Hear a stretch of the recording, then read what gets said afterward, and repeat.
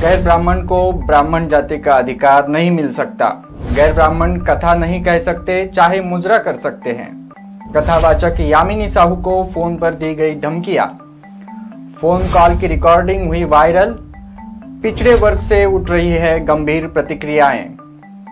वैसे तो छत्तीसगढ़ राज्य के लिए ब्राह्मण विरुद्ध गैर ब्राह्मण विवाद नया नहीं है। ब्राह्मणवाद के वर्चस्व को हमेशा यहाँ विरोध होते हुए आ रहा है।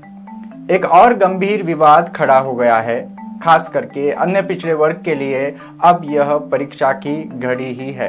पिछले कुछ वर्षों से कथावाचक के रूप में प्रख्यात हुई यामिनी देवी अर्थात यामिनी साहू को गत कुछ दिनों से तथाकथित पंडित, आचार्य और उपाध्यायों से धमकी भरे फोन आए कि वह कथावाचन न करे। एक यह कहा कि यामिनी साहू को गैर ब्राह्मण होने के कारण कथा कहने का अधिकार नहीं है, यह केवल ब्राह्मणों का अधिकार है।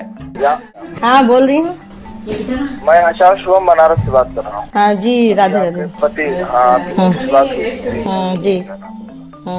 आप कथा कर रही हैं? हाँ जी, कर रही हूँ। चलिए, बहुत अच्छी बात है, कथा कर रहे हैं, पर आप लोगों को थोड़ा सा उचित नहीं है, आप लोग ध्यान दीजिए। जी भैया, ठीक है। समझ रहे ना, आप ऐसे ब्राह्मण है नहीं, ब्राह्मण परिवार से भी नहीं है, फिर साहू लिख रही है, फिर लेडीजों को ऐसे उचित नहीं। यही नहीं, दूसरे भूदेव के अनुसार एक गैर ब्राह्मण को व्यास मंच पर बैठकर कथा कहने का अधिकार नहीं है। यह काम गैर ब्राह्मणों का नहीं है, चाहे तो वह मुजरा या और कुछ कर सकते हैं। देश में रहते हैं, आपको वो आपके लिए और आपके परिवार के लिए आगे चल के ही स्वयं गलत है, क्योंकि गीता में लिखा गया शास्त्रम शास्त्र प्रमाणम से कार्य कार्य व्यवस्थित हो। अगर भगवान कृष्ण कहते हैं कि शास्त्र के अनुसार अगर मैं भी नहीं चलता तो मुझको भी पूजने की आवश्यकता नहीं है, तो मैं आपका व्यक्तिगत विरोध नहीं कर रहा हूँ। आप मेरी बहन है, आप कुछ भी समझे, वो आपसे मेरा कोई व्यक्तिगत नहीं कि आप कथा कर रही है। मेरा सिर्फ एक चीज है कि आपकी जो मर्यादा है वो बची रहे, और बाकी आपको क्या करना है, मुजरा करवाना है या कथा करना है, क्या नहीं करना है, व्यासपीठ में बैठने पर आपत्ति है, ये आप लिखित में भेजिए, उसके बाद बाकी की चर्चा बाद। फोन पर लगातार आ रही धमकियों के कारण घबराई यामिनी साहू ने पुलिस में शिकायत दर्ज की। पुलिस ने सुरक्षा भी प्रदान की। हालांकि यामिनी देवी ने इस बात पर जोर दिया है कि उनके धार्मिक पुस्तकों के अनुसार उन्हें कथा कहने का अधिकार है तथा भारत का संविधान उन्हें यह अधिकार देता है और उसकी रक्षा भी करता है। हाँ।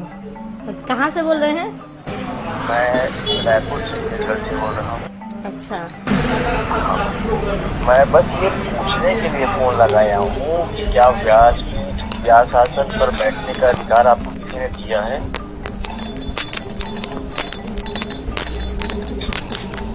अब इसके लिए तो कुछ नहीं कह सकती भैया मैं। तो फिर कुछ नहीं कह सकते तो फिर क्यों पॉम्पलेट छपवाकर भागवत मंच तैयार करके गद्दी में बैठने का कार्य कैसे अपने हिसाब से कर लिए?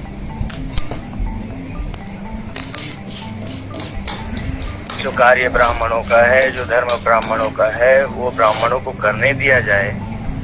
इसमें हस्तक्षेप क्यों हो रहा है तुम्हारे द्वारा? नहीं भैया, मैं आप लोगों के कार्य में कोई हस्तक्षेप नहीं कर रही हूँ, मेरा बस भाव है ना। व्यास आसन का अर्थ आपको मालूम है?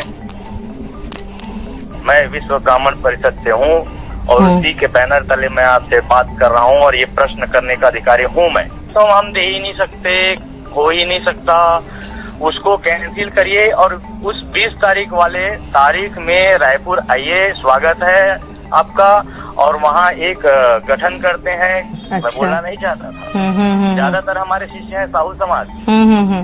हाँ, इधर मुंगेली में आपके वो परिचय वाले लोग होंगे अगर यदि बिलासपुर में, सततपुर में, है ना?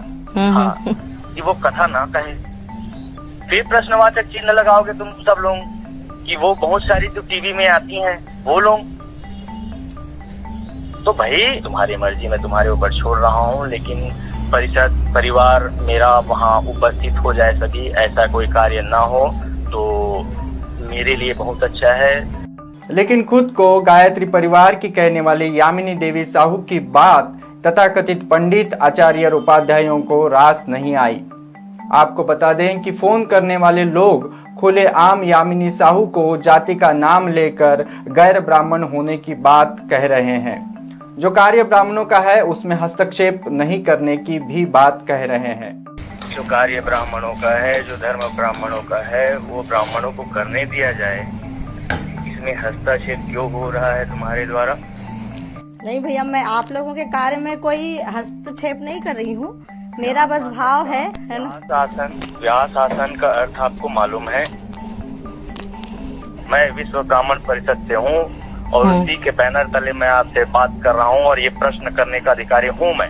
तो हम दे ही नहीं सकते, हो ही नहीं सकता, उसको कैंसिल करिए और उस 20 तारीख वाले तारीख में रायपुर आइए, स्वागत है आपका।